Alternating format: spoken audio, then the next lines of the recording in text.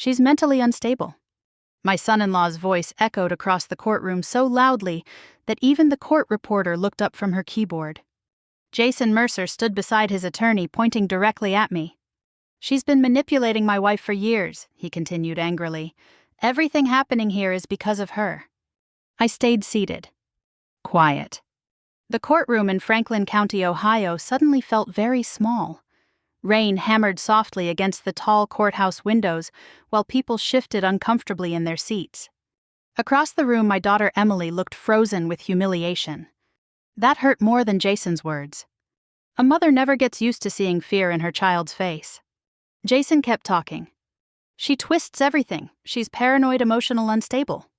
Then the judge slowly lowered his glasses and interrupted him. "Mr. Mercer," he said carefully, "you really don't know who she is." The room went silent. Completely silent. Jason blinked in confusion. "What does that mean?" His attorney suddenly stopped moving. I watched realization spread slowly across the poor man's face, like somebody turning off lights one room at a time. He looked at me differently now. Not casually, not dismissively. Carefully. Jason noticed it immediately. What he whispered toward his lawyer, "What?"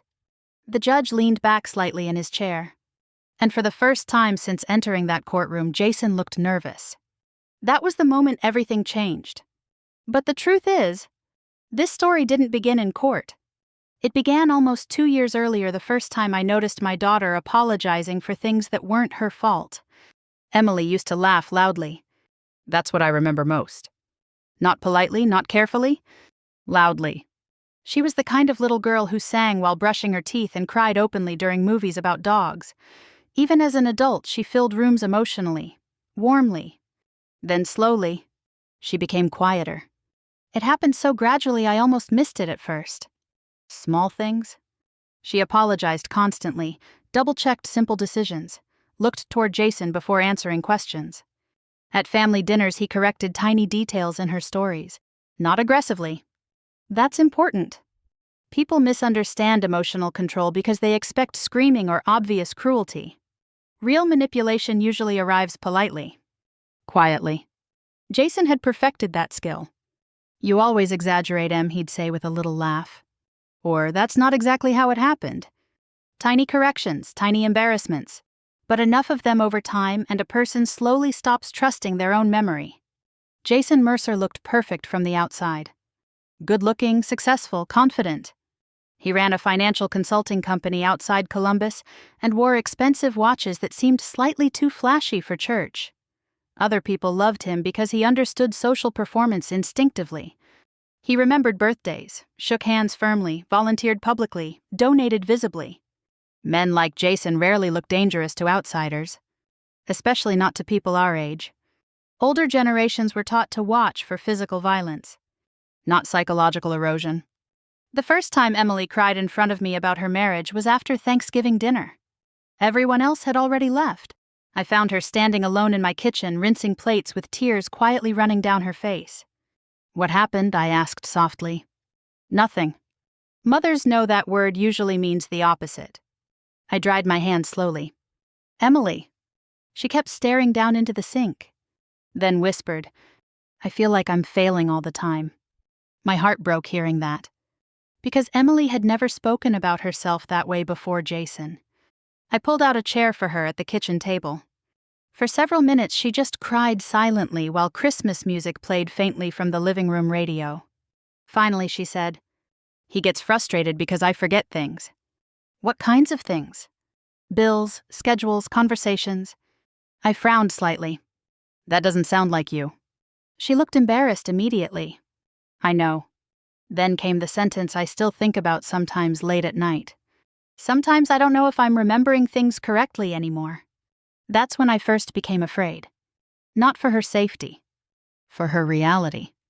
Gaslighting sounds like such a modern therapy word now. People throw it around online constantly.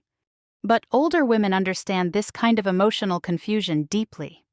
Many of us lived through versions of it long before anybody had vocabulary for it. Jason arrived 20 minutes later to pick her up. The moment he entered my kitchen, his entire personality shifted into concern. "Hey," he said softly to Emily, "you all right?" Emily wiped her face quickly. I'm fine. Jason glanced toward me briefly.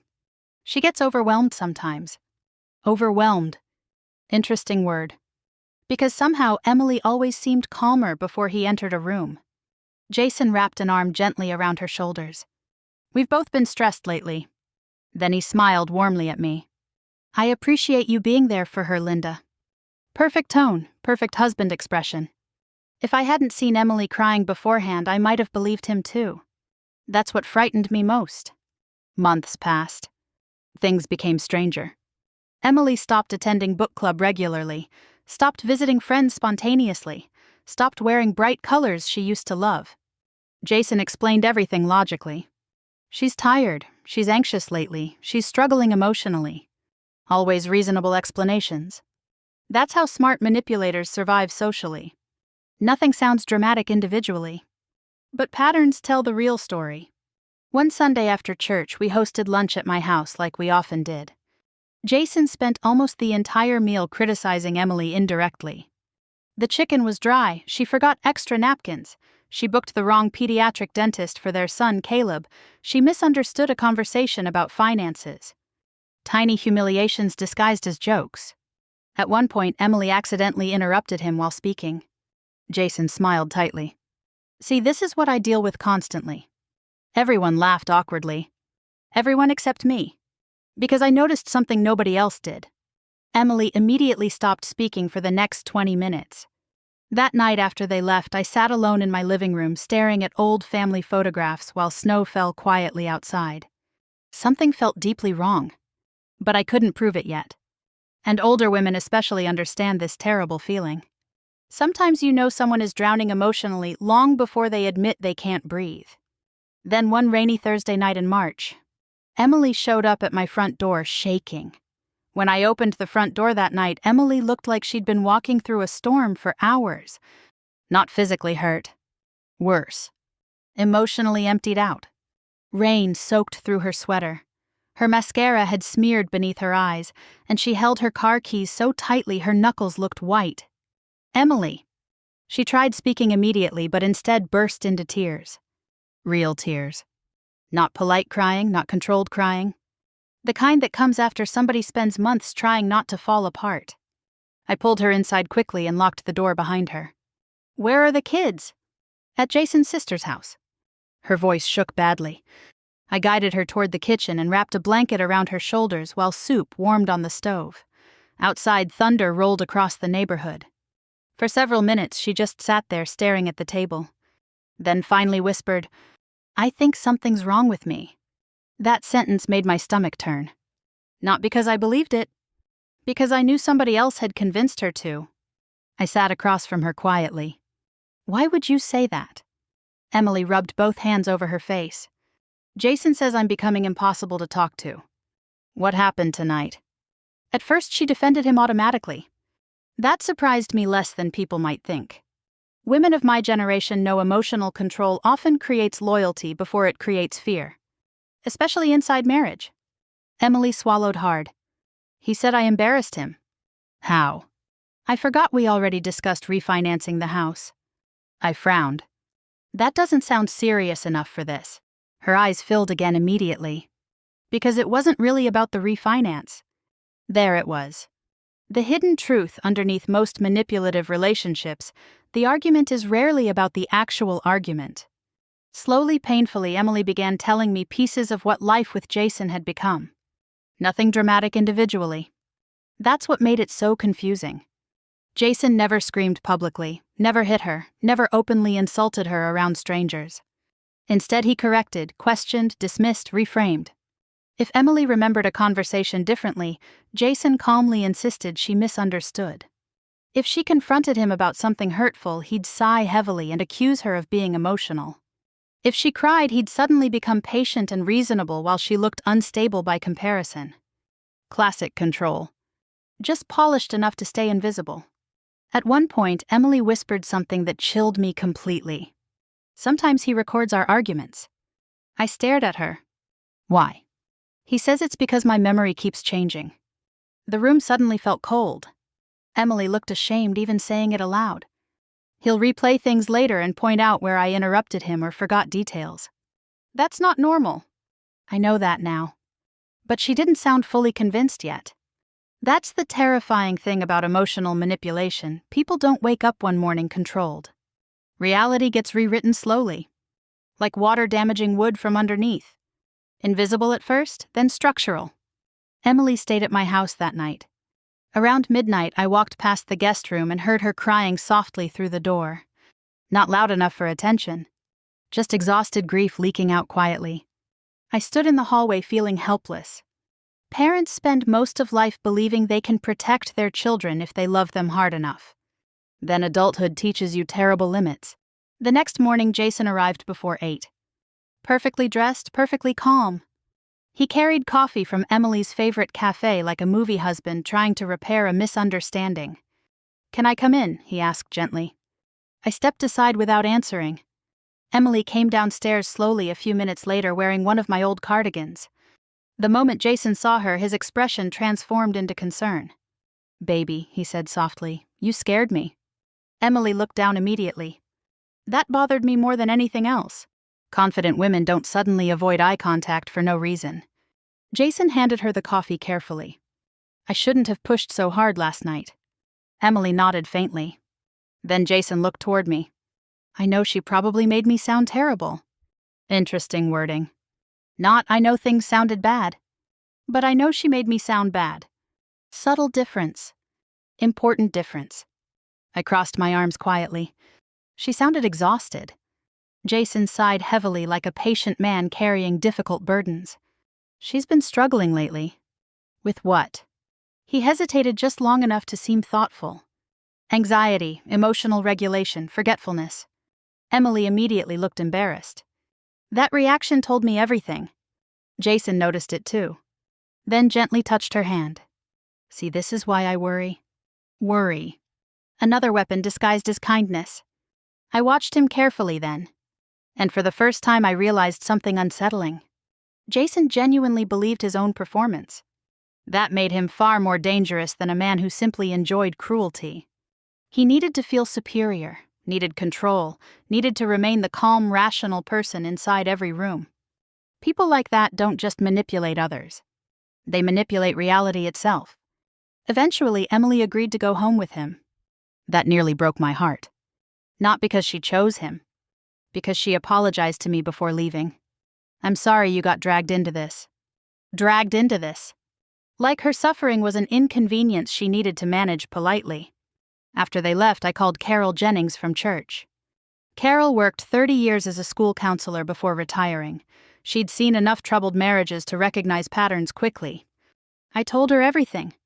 When I finished, Carol stayed quiet for several seconds, then softly asked, "Do you think he's dangerous?"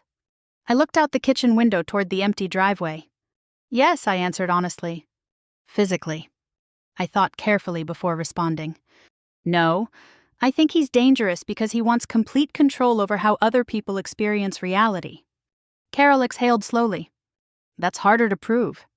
Exactly. That was the problem. Over the next several months, Jason became increasingly polished around outsiders, while Emily became more withdrawn. At church, he'd casually joke about Emily being scatterbrained lately. At family dinners, he corrected small details in her stories constantly. One afternoon during lunch, Emily mentioned Caleb's pediatric appointment was Wednesday. Jason smiled immediately. "No, sweetheart, it's Thursday." Emily froze. "Oh." Jason laughed lightly. "See what I mean?" Everyone smiled awkwardly. But later that evening, Emily called me crying. The appointment had actually been Wednesday. Jason had mixed it up. When she pointed that out afterward, he insisted she'd confused him earlier during lunch. "That doesn't even make sense," I said carefully. "I know." But she sounded uncertain again already. That terrified me. Then one afternoon, Emily arrived at my house unexpectedly while Jason was supposedly out of town for work. She looked pale, quiet, different. I made tea while she sat at the kitchen table twisting her wedding ring nervously. Finally, she whispered, "I found hidden bank accounts." I stopped moving completely. "What?" Emily looked up slowly. "And I think Jason knows I found them." Emily slid a folder across my kitchen table with trembling hands. Inside were printed bank statements. At first glance, they looked ordinary enough. Investment transfers, business deposits, credit payments. But the account names were unfamiliar. And the balances were much larger than they should have been. "Where did you find these?" I asked quietly. "In his office." Emily wrapped both arms around herself tightly like she was cold. "He left his laptop open while he was showering." I studied the statements carefully. Something about them immediately felt wrong. Not emotionally, professionally. Even after retirement, some instincts never disappear.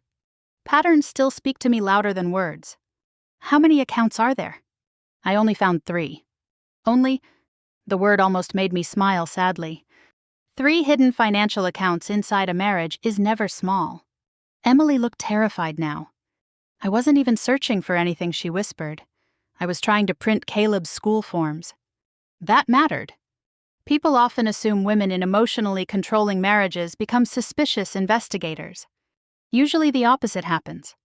They spend years trying not to look suspicious themselves. "What happened after he realized you saw them?" Emily stared down into her tea. "At first, nothing." That answer worried me immediately. Quiet reactions are often more dangerous than explosive ones. Then she continued. "He became incredibly nice."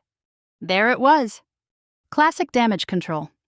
Flowers arrived the next morning. Jason booked dinner reservations. He suddenly complimented her constantly. Manipulative people often become most affectionate when they feel control slipping. Emily rubbed her forehead tiredly. "He keeps asking weird questions now." "Like what?"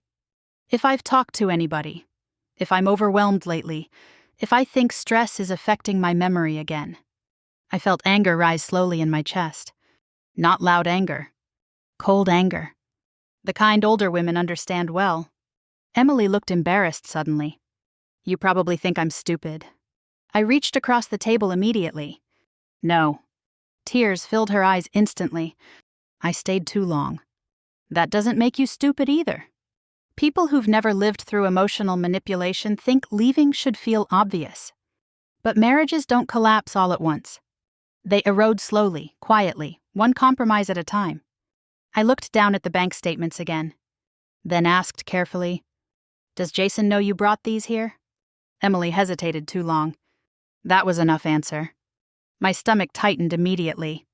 That evening I checked every lock in the house twice before bed. Not because I believed Jason would become violent.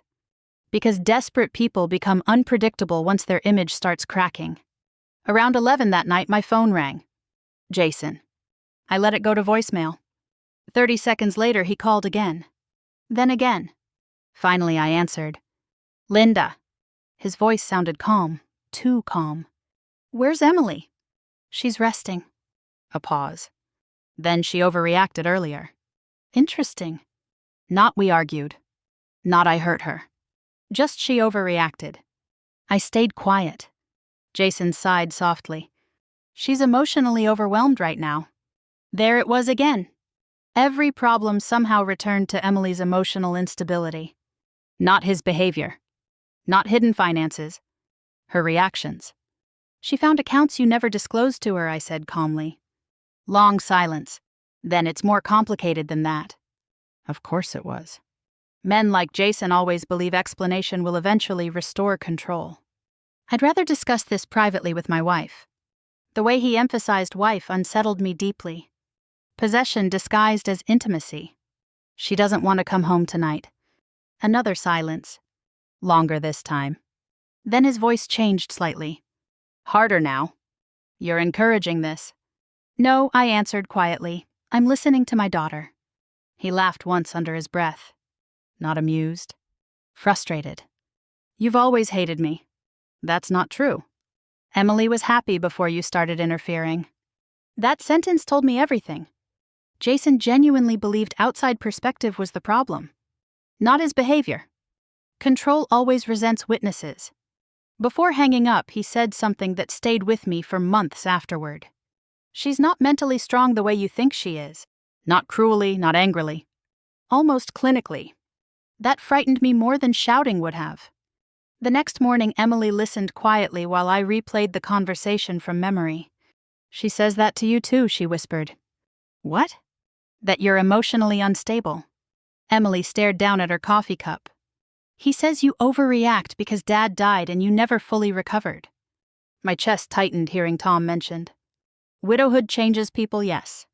But manipulative men love using grief against older women because society already expects widows to seem emotionally fragile. Suddenly, several past interactions made horrible sense. Jason wasn't only discrediting Emily. He was slowly building a narrative around me too. One where concerned women became unstable women. That afternoon, I called an old friend named Denise Walker. Denise practiced family law in Columbus for almost 30 years before semi-retiring. We met for lunch at a quiet diner near Bexley. After listening carefully, Denise set down her coffee cup slowly. Linda, she said, your daughter needs documentation immediately. Of what? Everything. Texts, financial records, dates, conversations, behavior patterns. I nodded slowly. Denise leaned forward. Men like this survive because each individual incident sounds minor by itself. Exactly. That was the problem. No bruises, no screaming, no obvious catastrophe. Just reality slowly bending around one person's need for control. When I returned home, Emily sat curled on my couch wearing sweatpants and staring blankly at television she clearly wasn't watching. I sat beside her quietly. Sweetheart, I said gently, I need you to start writing things down. At first she resisted immediately. That feels dramatic. No, I answered softly, it feels necessary. So together we began building timelines. Financial inconsistencies, recorded arguments, contradictory statements, intimidation patterns, emotional manipulation, hidden accounts. As Emily spoke, her memory slowly became clearer. That's another thing manipulative people fear. Documentation restores reality. 3 days later, Jason started publicly shaping the story first. Church friends suddenly acted awkward around me. One cousin called asking if Emily was having some kind of breakdown. Another relative asked whether grief had made me overly attached to Emily's marriage. The narrative spread fast. Too fast. Jason was preparing the battlefield socially before legal proceedings even began. Then one Sunday morning after church, Harold Benson quietly approached me near the parking lot. Harold spent 40 years handling financial litigation before retirement. He looked unusually serious. Linda, he said softly, why is your son-in-law suddenly asking around about your mental health? Every nerve in my body went cold. Because in that exact moment, I realized Jason wasn't only protecting money anymore. He was preparing to destroy credibility. After Harold spoke to me in the church parking lot, I sat in my car for almost 20 minutes without turning the engine on. Snow drifted softly across the windshield while families loaded children into SUVs around me. Ordinary Sunday morning sounds, church clothes, coffee cups, minivans. Meanwhile, my son-in-law was apparently building a narrative that I was mentally unstable. At 69 years old, you learn something uncomfortable. People are often quicker to question older women than to question charming younger men. Especially widows. Especially emotional mothers. Especially grandmothers who care too much. I drove home slowly through downtown Columbus, replaying everything in my mind. Jason correcting Emily constantly comments about memory, emotional instability, his questions about grief after Tom's death. It wasn't random. It was strategic. That realization settled over me quietly. Not dramatically. Like cold weather moving into a room. When I arrived home, Emily sat at my kitchen table helping Caleb color dinosaurs, while her younger daughter Sophie napped upstairs. For a moment, seeing the children almost made me cry. Because this was what Jason never understood. Women like me stop fearing humiliation once grandchildren become involved. Protectiveness changes shape after 60. Emily noticed my expression immediately. What happened? I waited until Caleb wandered into the living room before answering. Jason's asking people questions about my mental health. Emily went completely still. Then slowly whispered, "Oh my God. He's preparing something." Tears filled her eyes immediately. "I'm so sorry." That broke my heart. Not because of the situation. Because she still apologized for things other people were doing to her. I sat beside her quietly. This is not your fault. But honestly, part of me had expected this already. Jason Mercer survived through perception management. Public image was oxygen to men like him. If Emily left him, he needed a reason that protected his identity. Unstable wife, manipulative mother-in-law, emotional family interference. Anything except accountability. That evening after the children fell asleep, Emily and I sat surrounded by paperwork across my dining room table. Bank statements, tax returns, business disclosures. Most people probably saw confusing financial clutter. I saw patterns. And suddenly something inside me shifted completely. Because for the first time since this nightmare started, I stopped feeling helpless. Emily noticed it too. What she asked quietly. I looked down at one transfer statement. Jason's hiding money badly. She blinked at me.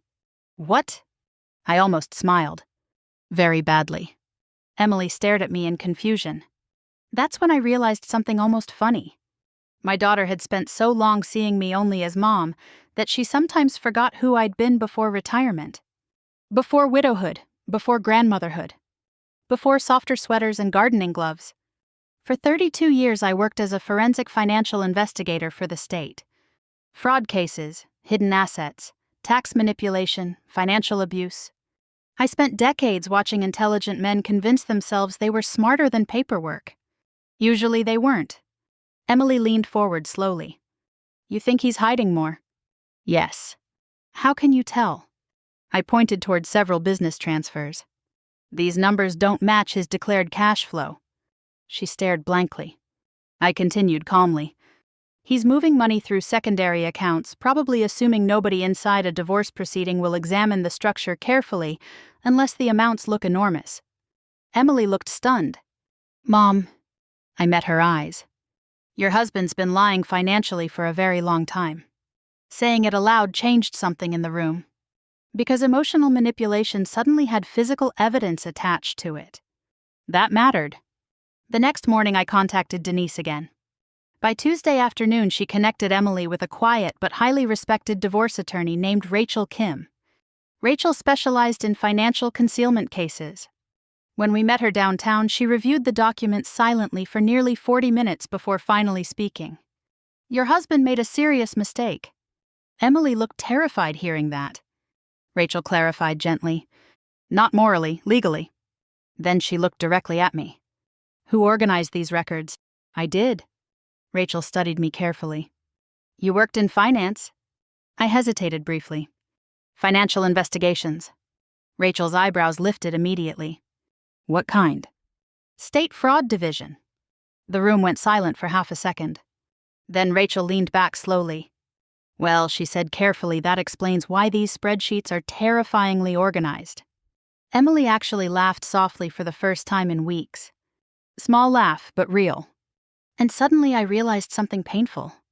Jason had spent so long minimizing us emotionally that Emily forgot competence still existed inside the women around her.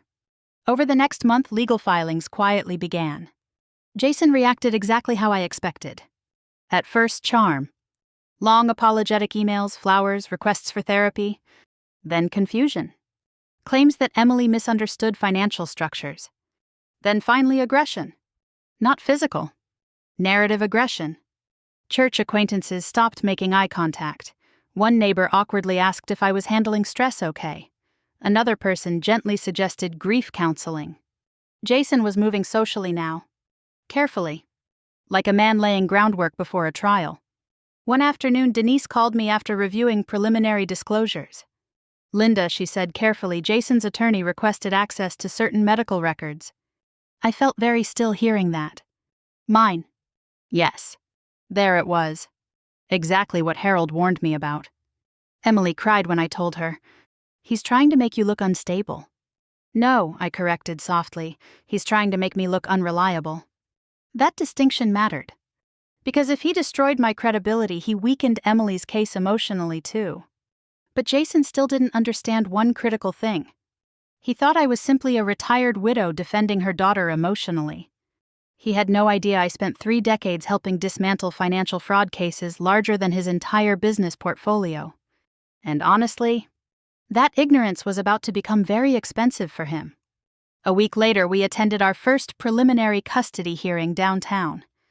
Jason entered the courthouse looking polished and confident in a navy suit that probably cost more than my monthly mortgage payment ever had. Then he saw me sitting quietly beside Rachel Kim. For the first time since this began, I watched uncertainty cross his face. Small, but unmistakable. And deep inside, I suddenly knew something with complete certainty.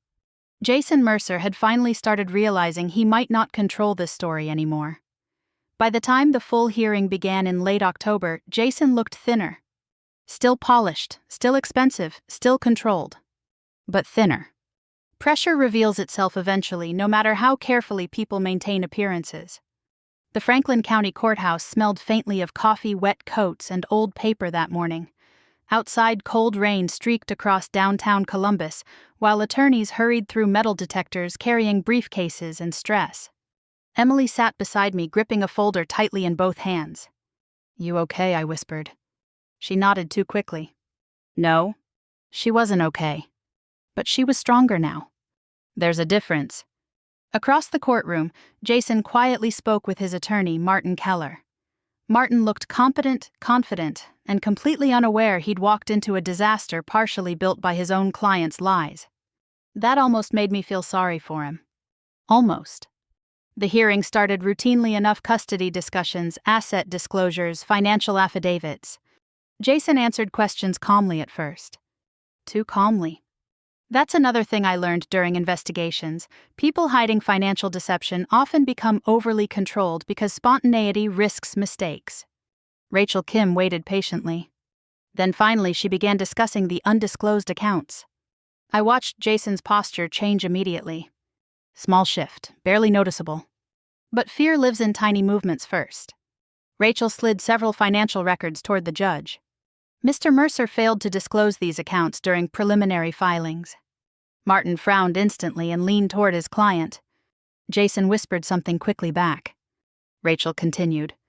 We also identified transfers between secondary consulting entities connected to Mr. Mercer's business over the last 4 years. The judge adjusted his glasses slowly. Jason cleared his throat. That money was business operational movement. Rachel nodded calmly. Then why were the accounts hidden from marital disclosures? Silence. Not dramatic silence. Dangerous silence. The kind where intelligent people realize explanations are collapsing in real time. Jason shifted slightly in his chair. I didn't intentionally hide anything. Rachel opened another file.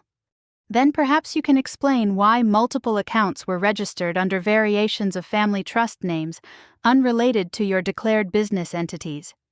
Martin turned sharply toward Jason now. That got interesting immediately. Because attorneys hate surprises more than almost anything else on earth. Jason looked irritated suddenly. This is being blown out of proportion. Rachel stayed perfectly calm. Is it? Then she introduced the forensic tracing summaries I helped organize privately. Not conclusions, not accusations. Patterns. Transfers, dates, contradictions. Facts frighten manipulative people because facts don't become confused emotionally. For the first time all morning, Jason stopped looking polished. He looked cornered. Then things got worse. Rachel calmly mentioned concerns regarding coercive financial control inside the marriage. That triggered him immediately. This is insane, Jason snapped. The judge looked up sharply. Jason pointed toward Emily. She's emotionally unstable right now and her mother keeps feeding it. Emily flinched beside me. I stayed still. Rachel remained calm. But Jason kept talking. You have no idea what I've dealt with behind closed doors. The judge's expression hardened slightly. Mr. Mercer. Then Jason turned toward me directly. And her mother is even worse. She's paranoid, manipulative, mentally unstable. That's when the courtroom changed. You could feel it physically. Like pressure dropping before a storm. I didn't react. Didn't defend myself, didn't interrupt. I simply sat quietly beside my daughter. Then the judge slowly lowered his glasses. And asked the question. Mr. Mercer, he said carefully, you really don't know who she is. Jason blinked. What? Across the room, Martin Keller suddenly went completely pale. Not confused. Recognizing. That distinction mattered. The judge looked almost irritated now. You brought allegations of financial fabrication into my courtroom, he continued without realizing Mrs. Harper spent 32 years as one of the state's senior forensic financial investigators. Jason stared at him blankly. What does that mean? Martin closed his eyes briefly. Poor man. In that exact moment, he realized his own client never fully disclosed who he was attacking publicly. The judge continued calmly. Mrs. Harper testified in multiple federal fraud proceedings throughout the 90s and early 2000s. Silence flooded the room. Complete silence. Then the judge added, I've read her investigative work before, Mr. Mercer. Jason looked toward me slowly now. Really looked at me. Not as Emily's aging mother, not as emotional interference. As someone dangerous to his version of reality. And suddenly, he understood. I watched fear enter his face in real time. What the hell, he whispered toward Martin. Martin rubbed his forehead hard. You told me she was a retired homemaker. The humiliation on Jason's face almost startled me. Not because he'd underestimated me. Because he genuinely never considered older women might possess expertise he couldn't immediately see. That's the arrogance of men like Jason. They confuse softness with weakness. Rachel remained completely professional beside us. Your Honor, she said calmly, Mrs. Harper independently recognized multiple financial inconsistencies before legal proceedings even began. The judge nodded once. That's becoming very obvious. Jason suddenly looked furious now. At me, at Martin, at reality itself. She's been building a case against me for months. I finally spoke for the first time all morning. No, I answered quietly. You built it yourself. The room went silent again. Rachel handed over additional tracing documents. Business transfers, hidden assets, delayed disclosures. Nothing theatrical. That's the funny thing about financial deception, it usually dies quietly under paperwork. Jason's confidence completely collapsed after that. Questions became sharper. Answers became weaker. Martin looked increasingly horrified beside him. At one point, Jason snapped emotionally. I was trying to protect my family financially. Rachel responded immediately. By hiding marital assets. He had no answer. Then came the moment that truly broke him. The judge reviewed one final transfer summary silently before looking up. Mr. Mercer, he said carefully, did you intentionally create the impression your wife and mother-in-law were emotionally unstable to discourage scrutiny? Jason froze completely. Not angry now? Terrified. Because suddenly the entire courtroom saw the real pattern. Not isolated misunderstandings. Control. Narrative manipulation, financial concealment, credibility attacks. Everything connected at once. Emily quietly grabbed my hand beneath the table. Her fingers were trembling. But not from fear anymore. Relief. After nearly 2 years, someone else finally saw it too. After the hearing ended, nobody rushed out of the courtroom immediately. That's something television gets wrong about legal proceedings. Real devastation usually happens quietly. People gather papers slowly, avoid eye contact, whisper into phones, pretend normal behavior still exists. Jason remained seated at the defense table, staring blankly at the financial documents spread in front of him. For the first time since I'd known him, he looked small. Not physically, psychologically. Martin Keller spoke to him in low, tense whispers while stuffing folders into his briefcase harder than necessary. I caught fragments as Emily and I gathered our coats. You withheld information from me. You never disclosed. This changes everything. Jason barely responded. Across the room, Rachel Kim touched my arm gently. You did very well. I almost laughed hearing that. Courtrooms never frightened me. I spent decades sitting across from people trying desperately to protect lies with confidence. Eventually, you learn something: truth rarely arrives dramatically. It arrives document by document until denial runs out of oxygen. Emily looked emotionally exhausted beside me. Not triumphant. That mattered. Because revenge stories become ugly when suffering turns into performance. This wasn't performance. It was survival finally becoming visible. Outside the courthouse, freezing rain coated downtown sidewalks, while reporters lingered near the front steps hoping for dramatic statements. Jason's business reputation had already started attracting attention online after preliminary filings leaked locally. Financial consultants survive on credibility. And credibility collapses fast once dishonesty enters public conversation. Rachel quietly guided Emily toward the parking garage through a side exit. As we walked, Emily suddenly stopped moving. "What happens now?" Rachel answered honestly. "Probably audits, additional disclosure requests, possibly tax review depending on what investigators find." Emily looked sick hearing that. Not because she wanted Jason protected. Because once you truly loved someone, watching their life collapse never feels entirely satisfying. Even after pain. Especially after pain. That complexity is what younger people often misunderstand about long marriages. Love doesn't disappear cleanly. It breaks unevenly. Later that evening, Emily sat silently at my kitchen table while Caleb colored superheroes beside her, and little Sophie watched cartoons in the living room. Normal sounds filled the house. Crayons rolling, cartoons murmuring, dishwasher humming softly. And somehow that ordinary noise felt healing after months of emotional tension. Emily stared into her tea for a long time before finally speaking. "I keep replaying everything." I sat beside her quietly. "What part?" "How long he made me doubt myself." That sentence hurt because I understood exactly what she meant. Manipulation damages memory differently than cruelty. Cruelty leaves bruises, manipulation leaves confusion. Emily rubbed her forehead tiredly. I honestly started believing I was emotionally unstable. I looked toward Caleb carefully before lowering my voice. "That's why narrative control is so dangerous." She looked at me. "For years I thought he understood me better than I understood myself." I nodded slowly. "That's how some controlling people maintain power. They slowly position themselves as the authority over your reality." Emily's eyes filled suddenly. "And I let him do it to you too." "No," I answered gently, "he did it, not you." But honestly, part of healing for older women means learning not to absorb guilt for other people's choices. 3 weeks later, the financial investigation expanded officially. Jason's consulting firm faced scrutiny over several undeclared transfers and tax inconsistencies tied to the hidden accounts. Nothing cinematic, no FBI raids, no handcuffs. Real white-collar collapse usually happens through emails and subpoenas. Quiet destruction. Church friends stopped mentioning Jason warmly. Neighbors suddenly avoided discussing the divorce entirely.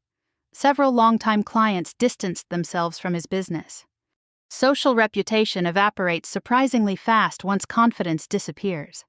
One afternoon, Jason called unexpectedly. I almost didn't answer. Almost. "Linda." His voice sounded exhausted now. Not polished anymore. "Human? What do you want?" Long silence. "Then I need to see the kids." "They're with Emily." "I know." Another silence. Finally, he whispered, "You really hated me that much?" That question told me something important. Jason still believed this entire situation was emotional revenge, not consequence. "I didn't hate you," I answered quietly. "Then why'd you destroy me?" I closed my eyes briefly hearing that. Older people eventually learned some truths cannot be explained to people still protecting their ego. You destroyed yourself the moment controlling appearances became more important than honesty. He breathed shakily on the other end. Then suddenly said something that genuinely surprised me. I thought if I looked successful enough eventually I'd stop feeling like a failure. There it was. The real Jason. Not charming church Jason, not confident businessman Jason. Just a frightened man who built identity around performance because insecurity terrified him. For the first time in months, I actually pitied him. Not enough to excuse anything, but enough to understand him. That distinction matters deeply with age. Understanding someone does not require surrendering boundaries. A month later, supervised mediation sessions began regarding custody arrangements. Jason looked dramatically different by then. Thinner, quieter, less polished. Reality had finally interrupted performance. During one session, Emily calmly confronted him about years of emotional manipulation. Jason didn't deny it this time. That shocked me most. Instead, he stared down at his hands and quietly admitted, "I always needed to be the smartest person in the room." Emily cried hearing that. Not because it fixed anything. Because honesty finally arrived too late. After mediation ended, Jason approached me privately in the courthouse hallway. For several seconds, neither of us spoke. Then he said, "I really thought you were just interfering because you couldn't let go of Emily." I looked at him carefully. "No," I answered softly. "I intervened because I recognized the pattern." He frowned slightly. "What pattern?" I thought about my decades investigating fraud. The lies, the manipulation, the control of information. Then answered honestly, "The pattern where one person slowly decides everyone else's reality matters less than protecting their own." Jason looked down immediately. And in that moment, he finally understood exactly what he'd become. The divorce finalized the following spring. Not dramatically. No screaming courtroom scenes, no public breakdowns, no cinematic revenge speeches. Just signatures, schedules, financial settlements, custody agreements. Real endings usually arrive quietly. By then, the children had adjusted surprisingly well to the new routine. Caleb spent weekdays with Emily and alternate weekends with Jason. Sophie still cried sometimes during transitions, but children heal faster once tension leaves the room. That's something people underestimate. Kids don't need perfect parents. They need emotionally safe environments. Emily slowly started becoming herself again over those next several months. Not instantly. Healing after psychological control doesn't happen like movie transformations. It happens in tiny moments.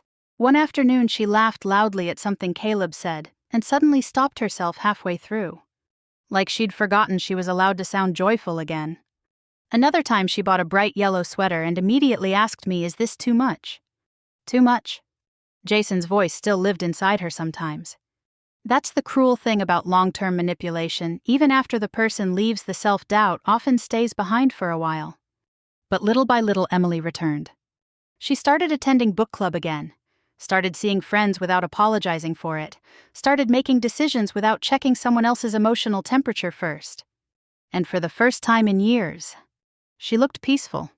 One evening during early summer, we sat together on my back porch while the grandchildren chased fireflies across the backyard. The old maple tree rustled softly in the warm Ohio wind. Somewhere nearby, a lawnmower hummed faintly while neighbors watered flowers and waved across driveways. Ordinary life. Beautiful ordinary life. Emily sipped iced tea quietly beside me, then suddenly asked, "How did you stay so calm through all of this?" I smiled faintly. "I wasn't calm. You looked calm." That made me think for a moment. Finally, I answered honestly, "When you get older, you learn panic usually helps the wrong person." Emily laughed softly at that. Then her expression turned serious again. "I honestly thought he had broken you too." Broken? Interesting word. I looked out toward the backyard fence while memories moved quietly through my mind. Tom teaching Emily to ride a bike, family cookouts, Christmas mornings, courtroom documents spread across my dining table, my daughter crying because she no longer trusted her own memory. Life becomes very long by the time you reach my age. Long enough to recognize patterns. Long enough to understand people can survive more than they imagine. "I spent 32 years investigating financial fraud," I finally said quietly. "You know what most fraud cases had in common?" Emily shook her head. "The people responsible almost always believed controlling perception mattered more than controlling truth." She looked thoughtful hearing that. "That's Jason." "Yes." We sat silently for a while after that. Then Emily whispered something that nearly broke my heart. "I still feel guilty sometimes." "For what?" "For exposing him." I turned toward her carefully. "No, you exposed behavior, that's different." She looked down into her glass. "He wasn't evil all the time." "I know. That's another painful truth. Younger people often struggle understanding harmful people are rarely monsters every second of every day. Jason loved his children, worked hard, could be generous, could be charming. And still, he emotionally damaged the people closest to him. Human beings are complicated that way. Several months later, Jason asked to meet me privately for coffee. Part of me considered refusing. But age teaches you something else too. Closure matters. Especially when children remain connected forever through grandchildren. We met at a quiet diner outside Columbus on a rainy Tuesday afternoon. Jason looked healthier than the last time I'd seen him. Still humbled, still tired. but more honest somehow. After ordering coffee, he stared out the window for several seconds before finally speaking. "I owe you an apology." I stayed quiet. He swallowed hard. "I spent years convincing myself that if I controlled everything tightly enough, nobody would see how scared I actually was." Fear again. That had always been the real engine underneath everything: fear of failure, fear of inadequacy, fear of losing status. Jason rubbed both hands together nervously. When Emily started questioning me, I panicked. I believed him. Not because he deserved immediate forgiveness. Because truth sounds different than performance. And after 2 years of manipulation, I'd become very good at hearing the difference. Then Jason said something unexpected. The judge embarrassed me that day in court. I almost smiled slightly. "He corrected you." Jason laughed quietly at that. "Fair enough." For a moment, neither of us spoke. Then finally he looked directly at me. "How did you not humiliate me after everything?" That question stayed with me. Because honestly, there was a time earlier in life when I might have wanted revenge more loudly. But age changes your understanding of power. I stirred cream slowly into my coffee before answering. Because once you've survived enough pain yourself, cruelty stops feeling impressive. Jason looked down immediately. Tears filled his eyes unexpectedly fast. Not dramatic tears, exhausted ones. "I hurt people I loved," he whispered. "Yes," I answered softly, "you did. But I didn't say it cruelly. Because accountability lands harder when delivered without hatred." That evening after returning home, I sat alone on my back porch watching sunset settle across the neighborhood. Emily and the kids would arrive soon for dinner. Jazz music drifted softly through the kitchen window. The maple tree moved gently in the wind. And for the first time in a very long time, everything felt quiet inside me again. If this story meant something to you, I hope you remember this. Real strength is not humiliating people once you finally have power over them. Real strength is surviving cruelty without becoming cruel yourself. Thank you for spending this time with me. And if this story touched your heart in some way, share it with someone who may need the reminder too. Don't forget to like and subscribe for more stories about family, dignity, healing, and second chances.